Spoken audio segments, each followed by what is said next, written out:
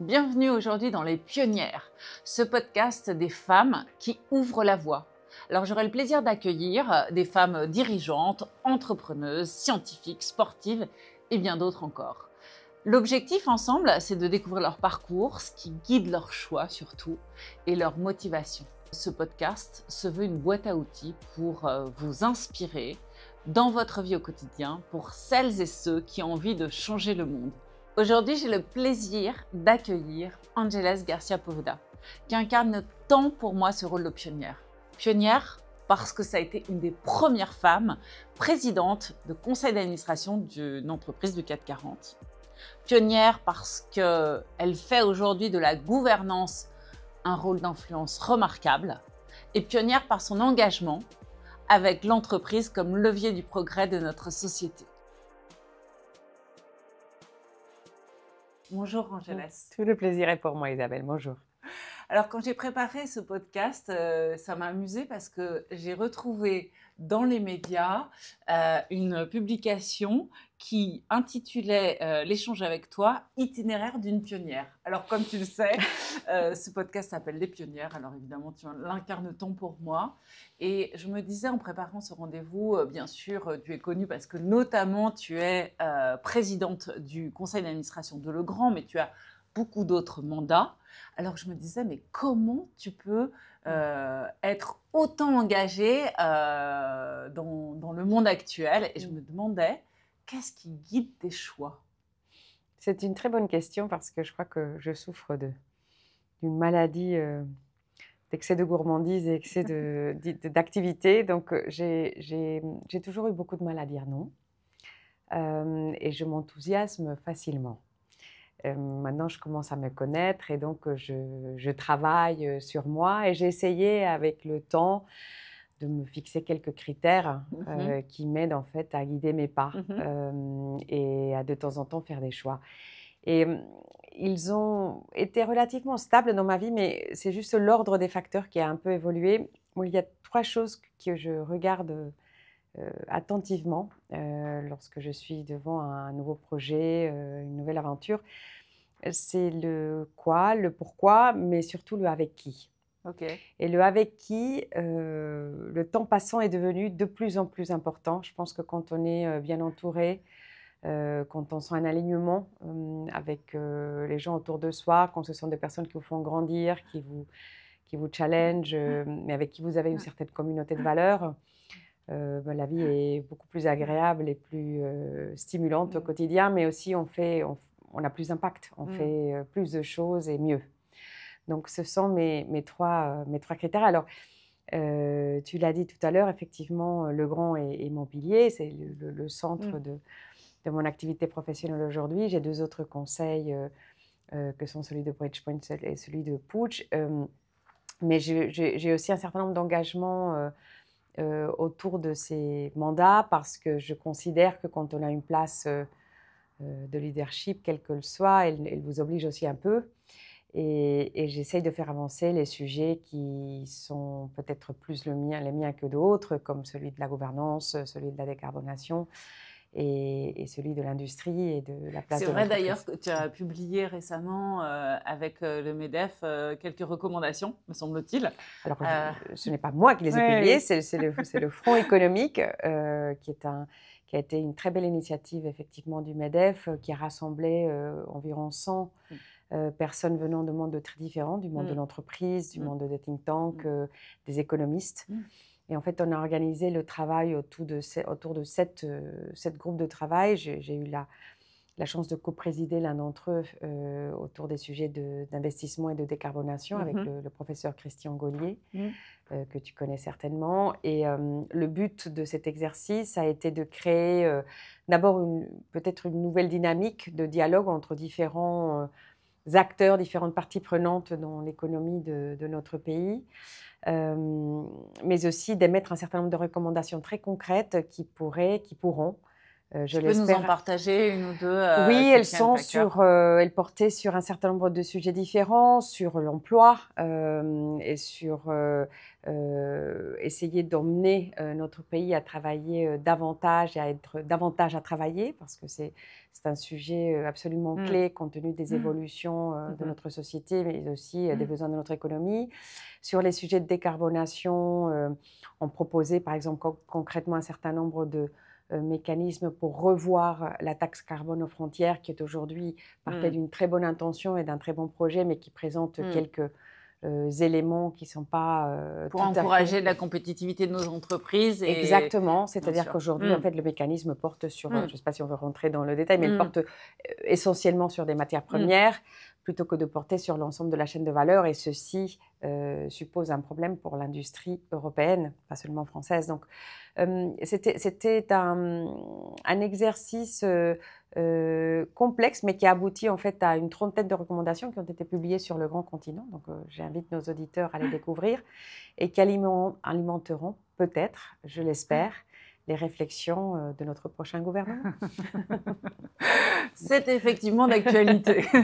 Alors du coup, j'ai peut-être envie de te poser la question suivante parce que c'est vrai que c'est dans ce cadre-là que nous nous sommes rencontrés pour la première fois. Tu as une vision aussi qui est aussi assez engagée de l'entreprise dans nos enjeux actuels. Est-ce que tu peux partager avec nos auditeurs Mmh. ta vision des choses et... Bien sûr. Moi, j'ai la chance de présider une entreprise qui en est un très bon exemple, puisque Legrand a cette conception d'une performance intégrée, on appelle ça comme ça chez Legrand, qui marche vraiment sur les deux jambes, une performance financière, mais aussi une performance extra-financière et un impact qui n'est pas quelque chose de nouveau, puisqu'en fait, nous avons publié en 2025 notre sixième feuille de route Mmh. ESG. Mmh. Et donc, ça veut dire que cela fait très, très longtemps que Dans l'ADN de c'est dans l'entreprise. l'ADN de Mmh. l'entreprise depuis au moins 15 ans.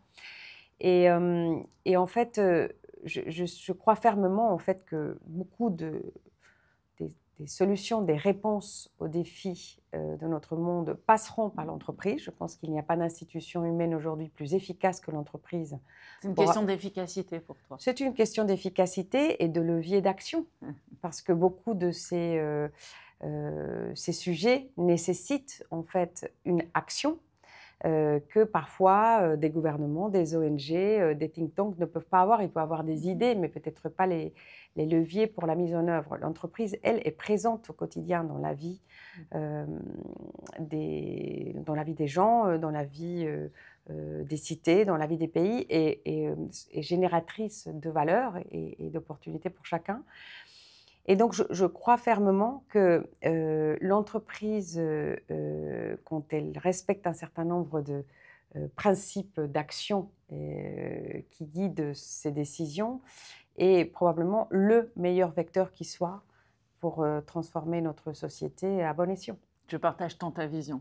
Alors du coup, je me dis, qu'est-ce qui permettrait à cette entreprise, à l'entreprise, de réussir justement à mettre en œuvre tout ce qui est nécessaire de faire pour un monde plus juste et plus durable, parce qu'il faut aussi revoir un certain nombre de leviers. Et évidemment, j'ai envie de te demander quel est ton point de vue sur... tu es très engagé dans la gouvernance, par exemple. Quel est le rôle et quel rôle joue la gouvernance dans ce sujet ? Alors, la gouvernance est évidemment l'un de mes sujets d'attention et c'est en fait la définition du rôle que j'occupe aujourd'hui, puisque moi, je n'ai pas un rôle opérationnel, comme tu le sais, chez Legrand. Je suis présidente du conseil. Et pour moi, la gouvernance est là un rôle extrêmement clé parce qu'elle aide les managements des entreprises à éviter l'isolement, à éviter les angles morts. Et pour moi, une bonne gouvernance, c'est le bon équilibre entre le challenge et le support. Et d'ailleurs, tu me l'avais dit une fois quand on Oui. s'était vu, je me souviens que ça dépendait de la situation de l'entreprise et j'avais envie... Alors l'équilibre, il faut qu'il soit là sur le long terme, mais à chaque instant donné, il faut un déséquilibre parce que je crois t'avoir dit, si je ne me contredis pas, que pour moi, la bonne gouvernance consistait à donner surtout du support quand ça allait mal et surtout du challenge quand ça allait bien. Et que parfois, on avait un peu la tentation de faire l'inverse, mais qu'en réalité, le management est aux commandes. La connaissance du métier, la connaissance de l'entreprise qu'ils ont est évidemment supérieure et dissymétrique par rapport à la connaissance que le conseil a, mais leur horizon peut-être de perspective est plus centré sur l'entreprise et le conseil doit apporter en fait cette ouverture et ces regards croisés. Donc, je ne crois pas du tout, et c'est pour ça que je pense que la gouvernance a beaucoup évolué et les débuts de la gouvernance étaient surtout du contrôle en fait, du contrôle des comptes, du contrôle des risques. Donc on était dans le contrôle du passé. Plus le monde est complexe, plus les choses sont, je dirais, changent à toute vitesse et plus on a un besoin de s'adapter et d'avoir toujours un temps d'avance, plus ce regard vers le passé change et on regarde moins le rétroviseur et plus la vitre avant. Donc c'est pour moi un des leviers, pas le seul. Je pense que évidemment le contexte que l'on vit suppose de beaucoup mieux comprendre et incorporer les points de vue des différentes parties prenantes. Je pense que ça c'est quelque chose qui a aussi beaucoup changé. On a beaucoup plus de dialogue en fait entre l'entreprise et tous ceux qui l'entourent. C'est intéressant parce que je ne sais pas si tu connaissais le cas, il y avait un des dirigeants qui évoquait le fait de manière factice, mais qui mettait une chaise vide dans le conseil d'administration pour la voix des nouvelles générations.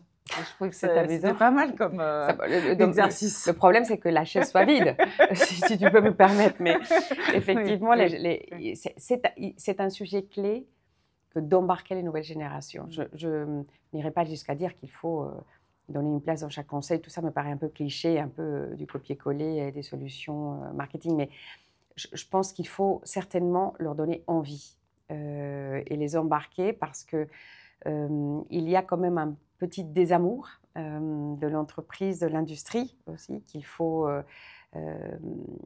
auquel il faut répondre. Je vois qu'on a une jeunesse talentueuse, engagée, qui se soucie de ce qui se passe dans le monde, mais qui n'aime pas forcément suffisamment l'entreprise ou qui ne pense pas suffisamment que ça peut être un levier d'action. Donc je crois qu'on a un devoir et on a tout intérêt aussi, les gens de notre génération, à les embarquer avec nous et à ne pas les laisser sur le côté. Je trouve ça remarquable le rôle que tu mènes et toutes les actions et les engagements et l'influence que la gouvernance joue dans ces sujets. Il y a un deuxième sujet qui me tient particulièrement à cœur et où ton action est remarquable. Et récemment, je crois que tu as été présidente du jury qui a nommé ou élu les futures femmes. Next Women 20, Next Women 40. C'est génial cette initiative. Tu peux nous en parler? Alors, je peux t'en parler avec d'autant plus d'enthousiasme qu'elle ne vient pas de moi, puisqu'elle a été créée en fait l'année dernière par Marlène Schiappa et l'ONG Active. Et j'avais trouvé que c'était effectivement absolument formidable parce qu'en fait, donc, l'initiative consistait à réunir un jury qui identifie et met en lumière les profils féminins exécutives et non exécutives qui sont prêtes à prendre des rôles de leadership dans le CAC 40 demain. Le clin d'œil étant que dans les plans de succession, voilà, c'est ça. En disant, on n'en trouve pas, on ne trouve pas de femmes, et si, regardez, on les trouve et les voici. Et en fait, moi, quand Marlène m'a approchée pour prendre la présidence du jury de cette année, j'ai répondu oui tout de suite, sans même regarder les 3 critères d'ailleurs, mais ça répondait aux 3. Et ça a été une très belle expérience. On avait un jury avec beaucoup d'avis appuyés. On a travaillé dur parce qu'on a passé en revue plus de 200 profils pour aboutir à une sélection de 25. Et en fait, la beauté de cet outil, et j'ai reçu d'ailleurs, c'était très encourageant, parce que j'ai reçu quelques messages de collègues présidents du CAC 40 masculins qui me disaient: on aime beaucoup cette initiative et d'ailleurs on l'aime mieux que les quotas. Et là, une énorme valeur qui est celle de mettre en lumière, en fait. Et la lumière, comme chacun sait, ça attire le regard. Et donc, on a déjà vu d'ailleurs 2 ou 3 femmes de la liste de l'année dernière qui prenaient des postes de numéro 1 cette année. On s'attend maintenant à ce que certaines de cette année en prennent avant 12 mois. Génial. Donc c'est On est formidable. tellement heureux de voir cette initiative prendre le jour et mettre en lumière ces femmes. Bravo en tout cas pour ce que vous faites. J'espère que je vais y rester, même si ce n'est pas comme présidente, puisque je passerai la main. Alors peut-être que maintenant j'ai envie de mieux comprendre un peu ta vision du leadership. Parce que tout dépend effectivement beaucoup du leadership. Et on parle de la transformation de notre économie, des entreprises, des rôles. Est-ce que tu vois une transformation des qualités essentielles du leadership? Je ne sais pas si... Tu as travaillé en plus à un moment dans ta vie. Pendant 15 ans. Je ne sais pas si on peut dire qu'on a besoin de leaders complètement différents de ceux que nous avions avant. Je crois qu'il y a des qualités de leadership,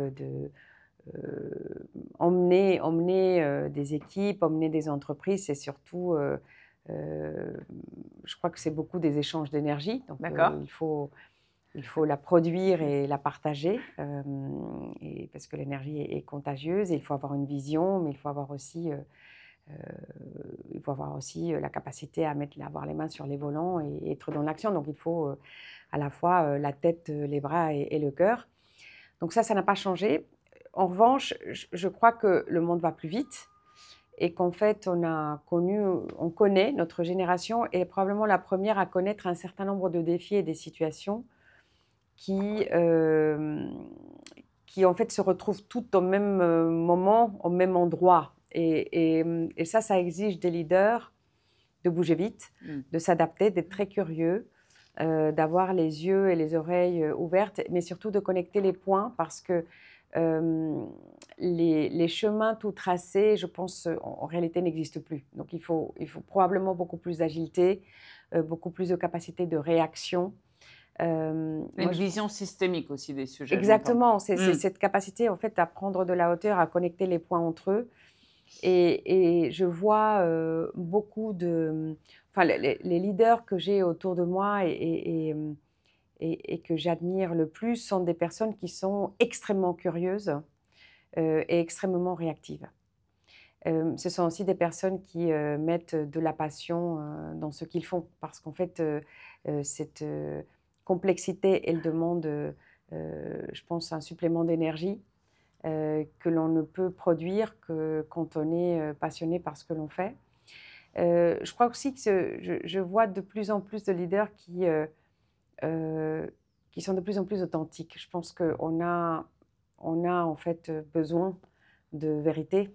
On vit en fait dans un maelstrom de nouvelles, de stimuli, où parfois on a un peu de mal à faire la part des choses entre ce qui est de la vraie ou de la fausse monnaie. Et on est des humains, donc on a besoin d'avoir en face de nous des personnes qui ressemblent à ce qu'ils sont. C'est toujours ce que j'ai aussi aimé chez toi. Et j'ai envie peut-être d'essayer de définir ou de qualifier le terme de pionnière, même si c'est un grand mot, mais c'est quelque chose qui... Alors, j'hésite un peu à rentrer dans les définitions de dictionnaire, mais moi, je peux te dire ce que ça évoque pour moi. D'accord. C'est surtout un sens de ce que l'on laisse derrière soi, en fait. Je pense que la place du pionnier l'oblige à penser à ceux qui viennent derrière. C'est parce que sinon, c'est le début de quelque chose. S'il n'y a pas ce quelque chose qui continue, être pionnier, ça ne sert à rien. Donc, je le tournerai volontiers vers ce qu'on laisse derrière nous. Merci. Et du coup, est-ce que sur ton chemin, alors tu t'es construit avec, je crois, plusieurs étapes, Est-ce que tu peux les partager un petit peu? Est-ce qu'il y a eu des moments clés, les moments charnières? Comment tu as construit ce chemin? Alors, écoute, c'est plus facile de parler des étapes d'une vie ou des étapes d'une carrière après coup, parce que comme la question m'est posée parfois, j'ai appris maintenant à le raconter et j'en vois trois, mais la réalité, c'est que ce ne serait pas vrai de dire que tout ça est un chemin qui a été écrit, tracé, pensé, planifié. Ce n'est pas le cas. Moi, je pense que les carrières et les vies, ça relève plus du choc d'atomes que d'un GPS avec une adresse de destination et un chemin très, très clair au départ. En tout cas, ce n'était pas mon cas. Moi, j'ai passé par tous les stades du rêve de l'enfance et de la jeunesse qui allait de être poète à casque bleu, chanteuse ou interprète à l'ONU. Et en fait, j'ai fait des études de commerce. Toujours pour œuvrer pour quelque chose de grand. Quand même, quoi. Poète, peut-être quelque chose qui me dépassait un peu, ou alors j'avais trop de rêves dans la tête, mais je ne pense pas qu'avoir trop de rêves, ce soit forcément mauvais. Mais en fait, après une école de commerce, qui est parfois le choix que l'on fait lorsqu'on ne sait pas très bien ce qu'on a envie de faire, mais qu'on a envie de rentrer dans l'aventure de l'entreprise, j'ai eu à peu près 3 étapes. Les années que j'appelle maintenant fondatrices, puisque à 55 ans, les fondations sont un peu derrière moi. C'était des années absolument formidables où j'ai passé 15 ans au BCG. Et là, après un petit passage en fait en analyse fondamentale dans une entreprise de bourse où j'ai appris à faire des évaluations d'entreprise qui étaient quand même, c'est toujours utile, même aujourd'hui. Mais au BCG, j'ai appris plein de choses. En fait, j'ai vraiment acquis une boîte à outils que j'ai emportée avec moi partout où j'allais. Ils m'ont appris à réfléchir, à découper les problèmes complexes en morceaux plus faciles à adresser, à travailler en équipe, à questionner, à chercher les causes des choses, à utiliser les données. Donc, c'était vraiment des années absolument formidables qui ont beaucoup alimenté la suite. Sans que je le sache, en fait. Et j'ai aussi, pendant ces années, appris que j'avais en moi un certain goût, un certain intérêt pour la chose humaine, pour le talent, en réalité.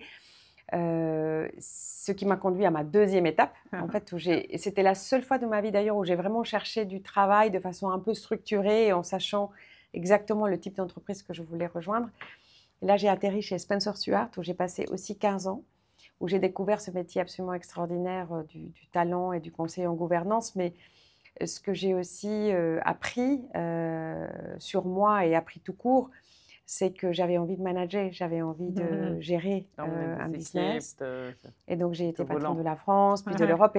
Et c'était pour moi une grande découverte. C'était un peu la période de la maturité et qui m'a emmenée, elle, à l'étape 3 où je suis actuellement et qui est mon rôle de présidente et d'administratrice, en fait, où j'ai lâché le volant opérationnel, mais je suis encore très présente dans les entreprises où j'essaie de contribuer, plutôt par un rôle d'influence, un rôle d'accompagnement et ce rôle de challenge et de support que je décrivais tout à l'heure. Je suis sûre, très inspirant pour nous tous. Est-ce que, si on se dit, est-ce qu'il y a quelque chose que tu aurais aimé qu'on te dise à 20 ans sur ce chemin? Alors, sur ce chemin, je ne sais pas, mais j'aurais vraiment aimé qu'on me dise et qu'on insiste davantage pour que je fasse davantage de sport. Parce que c'est vraiment une matière sur laquelle je n'ai pas été au bout de mon potentiel, si je peux m'exprimer ainsi. D'accord. Et maintenant, tu vois, les années passent et je sens qu'il faut investir aussi sur son corps. On est une machine complète. Et voilà, j'aurais aimé qu'on me le dise plus tôt et plus souvent.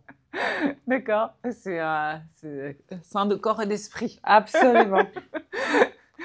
Alors, si on évoque l'avenir, aujourd'hui, par tes différents mandats, tu as une vision du monde aussi qui est assez développée. Quel est ton niveau de confiance dans notre capacité collective à construire ce monde plus juste et plus durable? sur 1 à 5, je schématise un petit peu, 5 c'est très confiante. C'est une drôle de question. Je vais forcément te dire entre 4 et 5 parce que je crois qu'on arrive à faire beaucoup de choses quand on l'a décidé. Je pense qu'il ne suffit pas de le décider, mais c'est la condition nécessaire. Pas suffisante, mais nécessaire. Donc j'ai envie de dire entre 4 et 5. Nos défis sont très grands. Je ne le nie pas, j'en suis pleinement consciente. Le premier d'entre eux, c'est notre défi démographique. Comme je te disais tout à l'heure, on est la première génération qui voit des sociétés dans lesquelles on a plus de personnes qui décèdent que de personnes qui naissent. C'était le cas en France cette année. Donc c'est déjà aujourd'hui devant nous. Ça pose tout un tas de questions absolument fondamentales sur la structure de notre société, sur les équilibres sociaux, sur les équilibres économiques, sur l'avenir des pensions, sur le rôle des aidants, sur comment en fait on s'organise pour la suite. Et c'est la première fois que ça arrive depuis très très très longtemps, depuis les périodes de guerre en fait. On a des défis évidemment climatiques et de transition écologique et tu sais qu'ils me tiennent à cœur et que le grand joue un rôle important là-dessus et je crois que notre génération est probablement la première qui se pose ces questions et qui se dit qu'on a encore un levier d'action et que c'est le moment et qu'on ne peut plus attendre. On a des leviers, des défis sociaux parce que notre génération est aussi probablement la première qui se dit que nos enfants vont probablement moins bien vivre que ce que nous avons vécu. Jusqu'à présent, en fait, chacune des générations vivait un peu mieux que ses parents. Ce n'est pas le cas en Europe et aux États-Unis. Donc, il faut répondre à ces questionnements-là. Il faut répondre aux questionnements des jeunes qui nous disent « mais à quoi bon tout ça ?» Et puis géopolitique aussi. Enfin, moi, je n'ai pas connu... On a connu des guerres lointaines, mais là, elles sont aux portes de l'Europe, elles impliquent beaucoup de pays dans lesquels nous avons tous passé du temps et on a une sorte de sentiment de proximité qui est très, très, très différent. Donc, face à tout ça, est-ce qu'on a toutes les solutions? Notre génération ne les a pas toutes en main et il y a certaines de ces choses que l'on sème maintenant, dont seulement les suivants verront les résultats. Mais moi, je sens quand même on s'est déjà mis en route, en tout cas, les sujets sont cernés, il y a des idées, il y a des leviers d'action importants, clairs, il n'y a pas une solution miracle, mais pour revenir au rôle de l'entreprise, je pense que ça fait totalement partie des sujets dont les entreprises traitent et dont les leaders traitent. Moi, ça fait très, très, très longtemps que je n'ai plus croisé un patron d'entreprise climato-sceptique. Heureusement d'ailleurs. Bah oui, heureusement d'ailleurs, mais c'était oui. Tu vois, il y a 15 ans, pas forcément le cas, il y a 10 je pense ans, qu'on n'aurait pas répondu de cette façon. C'est vrai que les leaders engagés, les leaders sont aujourd'hui conscients. Ils le pleinement. Sont. Ils le sont. Ça ne veut pas dire qu'ils ont tous les outils en main pour répondre à toutes les questions. Mais ils savent quels sont ces défis et ils ont... et le fait qu'ils ont un rôle à jouer, je pense que tout le monde en est très conscient. Un 4 sur 5, c'est assez élevé. Je suis une optimiste de nature. Mais parce que tu m'avais dit aussi que tu es très confiante aussi sur cette nouvelle génération.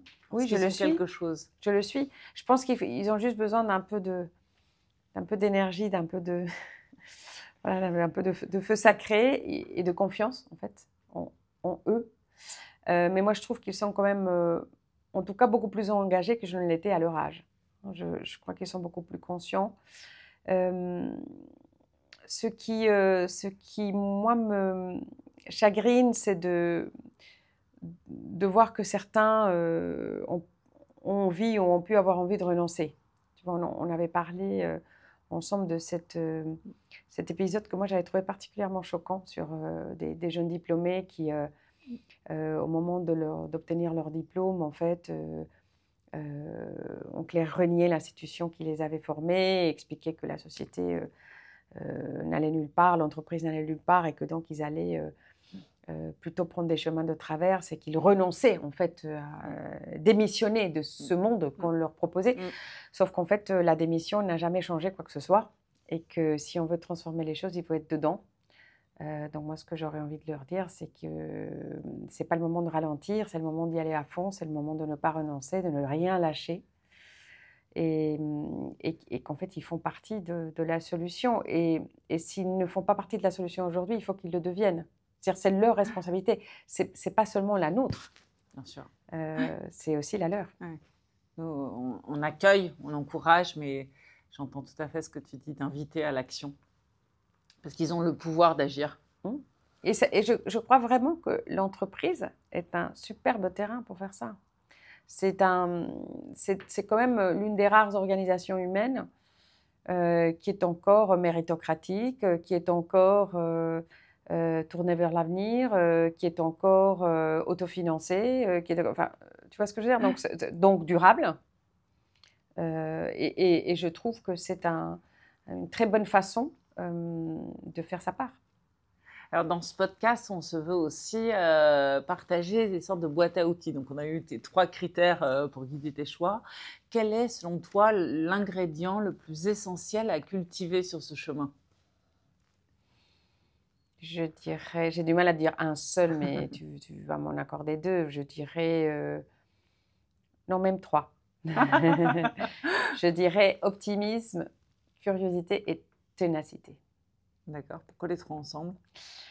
L'optimisme, parce que c'est je dirais, ce qui nous fait regarder l'avenir et croire en la suite. La curiosité, parce qu'elle va nous permettre d'apprendre en permanence, et c'est un élément essentiel de l'équation, parce que comme tout change, la valeur du bagage que l'on a dans le sac à dos est marginalement décroissante. Et la ténacité, parce que je pense que c'est vraiment la clé du succès. J'admire énormément ceux et celles qui, et j'essaie de prendre exemple sur eux, je crois que ne pas renoncer et réessayer, même quand on tombe, et se relever 1 fois, 2 fois, 3 fois, et c'est quelque chose que les entrepreneurs font particulièrement bien, c'est vraiment la clé du succès. C'est beaucoup plus qu'une grande stratégie ou voilà, des grandes annonces. C'est au quotidien que ça se passe. Alors, Angeles, j'aimerais terminer par quelque chose qui m'est cher. Moi, je suis assez fan des citations. On est partout chez moi, dans mes bureaux, dans ma maison. Et ça me guide beaucoup. Est-ce que tu pourrais partager avec nos auditeurs et nos auditrices une citation qui t'est chère? Alors, je ne sais pas si j'en ai une seule, Isabelle, parce que comme toi, c'est quelque chose qui m'amuse, donc j'en lis de temps en temps et je les déguste comme des bonbons à des moments divers. Elle m'emmène ailleurs, elle me donne des idées. Mais j'aurais envie de partager peut-être une d'Albert Camus, que j'aime beaucoup, et qui dit que la vraie générosité envers l'avenir consiste à tout donner dans le présent. Donc ça colle assez bien à qui je suis, et c'est peut-être pour ça que je l'aime. Donc j'essaye de vivre dans l'ici et maintenant, et ne pas avoir trop de regrets. Merci, c'est pas si simple en tout cas, pas si facile à faire. Non, pas facile à faire. Mais ma grand-mère me disait plein de choses, mais l'une des choses qu'elle me disait, c'était qu'elle avait très envie de mourir, surtout très fatiguée. Chouette. Merci beaucoup en tout cas. Merci Angeles. Merci à toi.